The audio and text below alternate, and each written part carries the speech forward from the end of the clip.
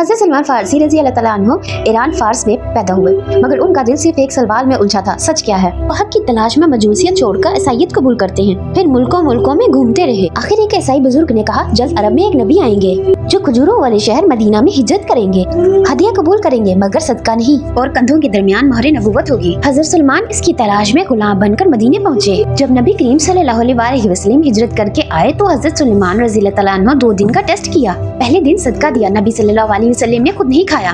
दूसरे दिन हदिया दिया, नबी सल्लल्लाहु अलैहि वसल्लम ने कबूल फरमाया और खाया। फिर हज़रत सलमान ने कंधों के दरमियान मोहर नबुव्वत देखी, फौरन ईमान लाए, कलमा पड़ा और रोते हुए बोसा दिया, मगर वो भी गुलाम थे। मालिक ने शर्त रखी, 300 खजूर के दरख्त और 40 औकियत चांदी। नबी सल्लल्लाहु अलैहि वसल्लम ने सहाबा से मदद मांगी और खुद दरख्त लगाए, और मुआजिज़ा ये हुआ कि सब दरख्त जड़ पकड़ गए। हज़रत सलमान रज़ी अल्लाह तआला अन्हु आजाद हुए और नबी सल्लल्लाहु अलैहि वसल्लम ने फरमाया, सलमान हमारे अहले बैत में से है। ये वाक़या हमें सिखाता है कि जो सच की तलाश करे अल्लाह उसे जरूर रास्ता दिखाता है।